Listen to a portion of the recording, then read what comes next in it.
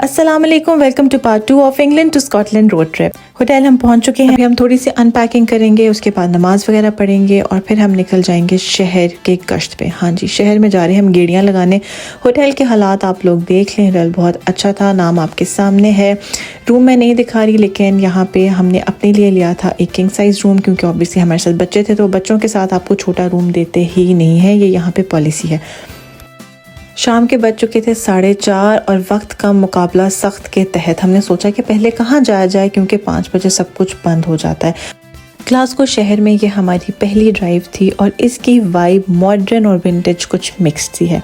सामने आप देख सकते हैं कि कुछ बहुत विंटेज टावर्स हैं और सामने आपके ओवरहेड ब्रिजेस हैं।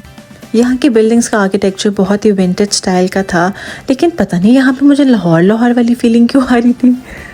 एक पुरानी कलीग की रिकमेंडेशन पे हम सबसे पहले पहुंचे हैं रिवर साइड म्यूज़ियम। यहाँ पे सबसे पहले हमने पार्किंग पे की है, जो कि एक ऐप के थ्रू होती है, और यहाँ के नज़ारे सीन्स कुछ ऐसे थे।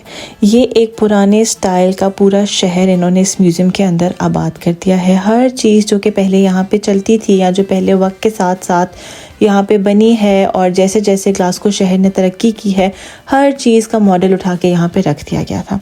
हम यहाँ पे एंटर हुए हैं तकरीबन 4:50 पे। 5 बजे ये सब बंद हो जाता था और हमें वहाँ के अमले ने कह दिया था कि भैया आपके पास सिर्फ 5 से 7 मिनट है, हम जितना घूम सकते हैं घूम लें। हमारा तो दिल करता है कि लोग आएँ देखें, लेकिन हम मजबूर हैं क्योंकि हमने 5 बजे इसको क्लोज़ कर देना है। यहाँ हमने जल्दी से कुछ पिक्चर्स बनाई और मैंने एक जगह ऐसी पिक्चर अपनी क्लिक कराई थी जहाँ पीछे बैकग्राउंड में आ गई जी ये मैयत वाली गाड़ी। इस पे मियाँ मेरे बड़े हंसे। ये म्यूज़ियम ग्लासगो शहर का ऑलमोस्ट एक मॉडल था। यहाँ पे ऐसे लग रहा था कि जैसे आप उन्हीं स्ट्रीट्स में वॉक कर रहे हैं और ये कोई पुरानी जगह आ चुकी हैं। ये शॉप्स हैं, हर तरह की शॉप थी, जहाँ जैसा काम होता था वैसे उस ज़माने के लिहाज से उस शॉप को तैयार किया गया था। यहाँ पे ऑलमोस्ट 5 बज चुके थे। 10 मिनट के अंदर मैं आपको जितना म्यूज़ियम दिखा सकी उतना मैंने दिखाया। यहाँ पे हमें भूख बहुत सख्त लग रही थी, लेकिन ग्लासगो शहर मिला हमें फुल ऑन बारिश के साथ। यहाँ से इस शहर की वाइब बिल्कुल ऐसी लग रही थी जैसे कोई यूरोपियन सिटी हो। So basically the continent is Europe, लेकिन बाद में इसको यूनाइटेड किंगडम में बदल दिया गया। ये 4 मुल्क अलग हो गए और बाकी यूरोप के मुल्क जितने थे वो अलग हो चुके हैं। यहाँ बारिश में हम सारे नहाए, खूब घूमे फिरे, यहाँ पे हमने पिक्चर्स खींची। उसके बाद अब फिर भूख से हाल बेहाल हो रहा था। ऑब्वियसली मेरा बेटा तो अपना खाना साथ साथ खा रहा था, लेकिन हम बड़ों ने सोचा कि हम लोग पहले सफ़र तय कर लें, उसके बाद वहाँ पहुँच के आराम से खाना खाएंगे। बारिश बहुत मज़ेदार थी। आई विश हम म्यूज़ियम थोड़ा और देख सकते, क्योंकि वो हमें बहुत अच्छा लगा था। अब यहाँ से हमने सोचा कि फुल ऑन मील के बजाय बेहतर है कि हम सबसे पहले जाएं नफीस बेकरी पे और वहाँ से जाके हम समोसा चाट ले लें। काफ़ी देर में देखती रही इन मिठाइयों को, मुझे पाकिस्तान इतना याद आया यार, इतना याद आया। मैं सख्त क्रेव करी थी रसगुल्लों के लिए, गुलाब जामुनों के लिए। पता है हम जैसों का मसला ये है कि हमें आप पाकिस्तान से तो बाहर निकाल देते हैं, लेकिन हमारे अंदर से पाकिस्तान आप नहीं निकाल सकते। ये मेरा नफीस बेकरी पे पहला विज़िट था। इंग्लैंड में मैंने अभी तक नफीस बेकरी नहीं देखी, ये मेरे स्कॉटलैंड में ही इत्तेफाक हुआ है, लेकिन इनकी सारी चीज़ें बहुत अच्छी लग रही थी। लोग बहुत बड़े बड़े ऑर्डर्स दे रहे थे और इनकी प्राइसेस बाकी जगहों से बहुत कम थी। अगर मुझे अपने एरिया में एक समोसा चाट 7 पाउंड की मिलती है तो यहाँ पे मुझे 3.5 पाउंड की मिली थी। It was a huge difference. इनके फ्रिज फ्रीज़र में आपको पूरा पाकिस्तान मिलेगा। रसमलाई मिलेगी, गाजर हलवे मिलेंगे, मैंगो लस्सी, सरदाई, कश्मीरी चाय, दूसरी नॉर्मल चाय, बाकी तरह के जूसेस। और ये लें जी हमारी समोसा चाट। यार ये इतने मज़े की थी और इतनी फुलफिलिंग थी कि इससे अच्छा खासा हमारा पेट भर गया था। इसके बाद हम पहुंचे स्प्रिंग की पे और यहाँ पे बहुत सारी एंटरटेनमेंट की जगह हैं, बहुत सारे रेस्टोरेंट्स हैं, फाइन डाइनिंग है, कुछ टेक अवेज हैं।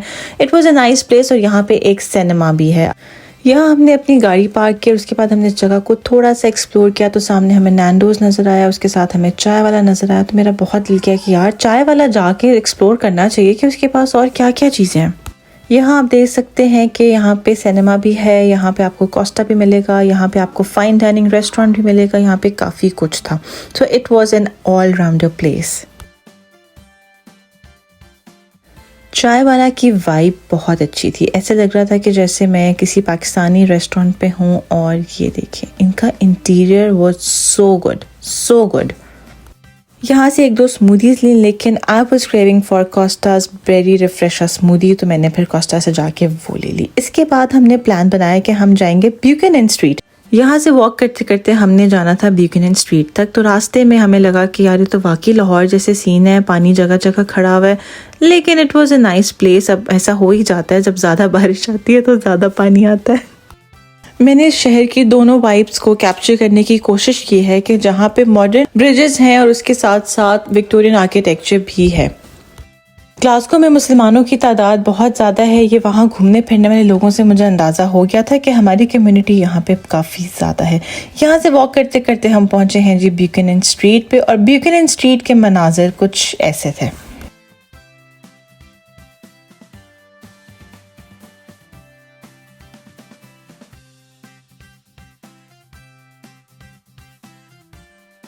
यहाँ पे बहुत सारे हाई एंड ब्रांड्स भी हैं और उसके अलावा यहाँ पे बहुत सारी ईटरीज भी हैं।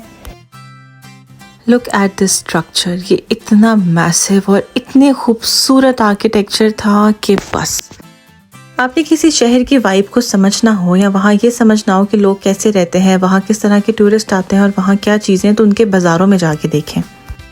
अगर इस स्ट्रीट को देख के मैं ये कहूँ कि है मॉडर्न मीट्स द विंटेज तो गलत नहीं होगा।